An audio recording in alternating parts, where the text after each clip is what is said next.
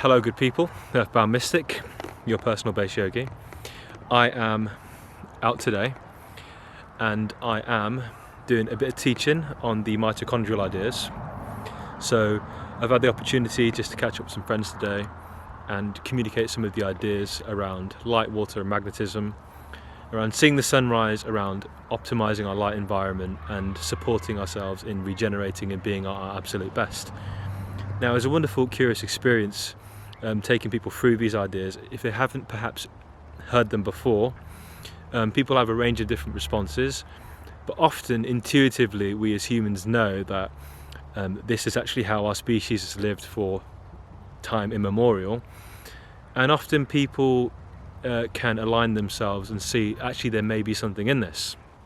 And that is typically my experience when I'm introducing people to these ideas for the first time.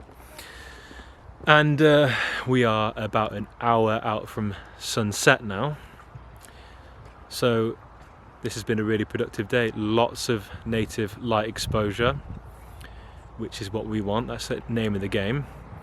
And when you are outdoors in nature, you can raise your dopamine levels, and when you raise your dopamine levels, you can actualize the vision that you have in your mind and bring great things forward. So this has been a super cool, interesting weekend. Remember, being outdoors is one of the best things you can possibly do for yourself. It's an ideal environment for bringing your best self forward into the world. You'll never find your best self in the environment which you degenerated in, to kind of paraphrase Dr. Jack Kruse there. And the great thing is, being outdoors is a radically different environment for many people. Low EMF, you can get connected to earth, and you can get lots of light exposure.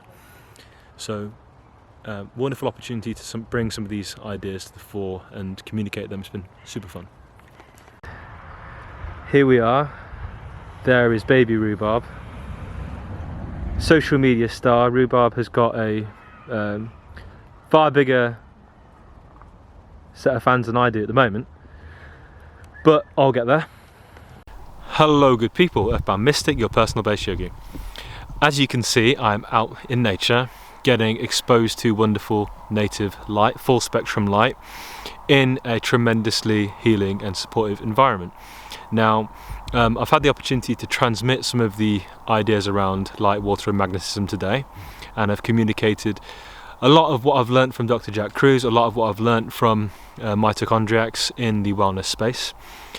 And what is really curious to me is how easy to apply a lot of the ideas that we study are, even though they have a lot of complexity behind them and work on a range of different systems in our bodies and have a tremendous rejuvenating effect on us. At their core, often they're very simple and can be applied relatively easily. We've lived it today. We've had the opportunity to be outdoors all day, get lots and lots of native light, and it won't be too long before the sun's going down, so we'll see sunset, and tomorrow morning we'll see sunrise.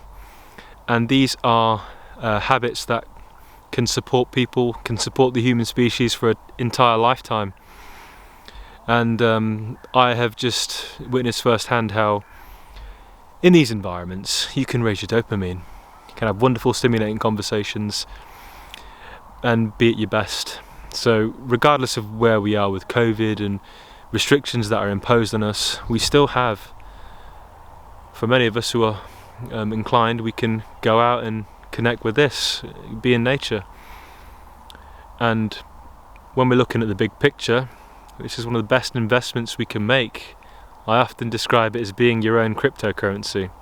Investing in yourself, in supporting your mitochondria, is like being your own cryptocurrency. It's the best investment you can make. Okay, so I'm just going to do a zip around of the location and you can see what I'm seeing here. As you can see, excellent views, absolutely excellent views.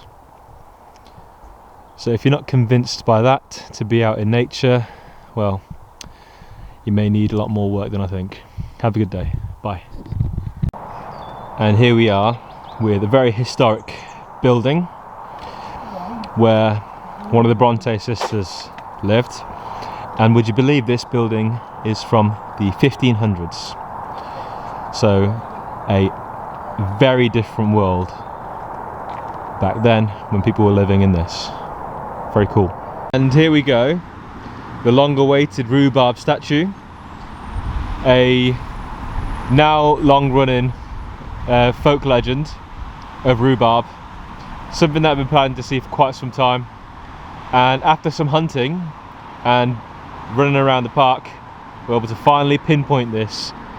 And it's just a shame they haven't given this the placard or plaque that it deserves. But here you go, the Rhubarb sculpture.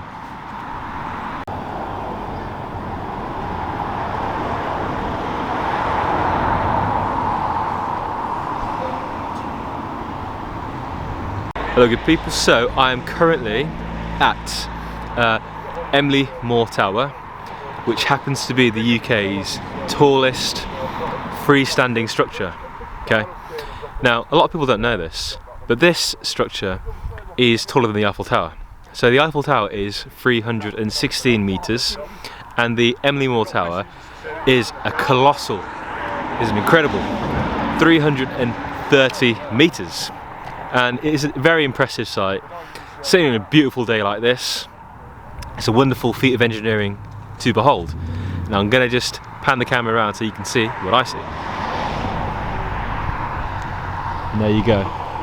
Look at this colossal construction, right?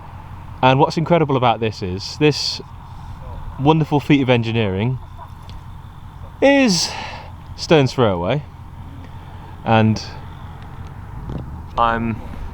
to this day it is still, in terms of being a freestanding structure, it is the UK's tallest, but in terms of constructions it is still the second highest construction in the UK. So it's kind of remarkable, it's very cool. Another fact about this is that it's actually been hit by lightning twice, so hopefully that doesn't happen today. It's still in one piece despite having 30 million volts of electricity pass through it. So if you are in a storm and you want to avoid 30 million volts of electricity, you probably don't want to be around here for the third strike, if there is one.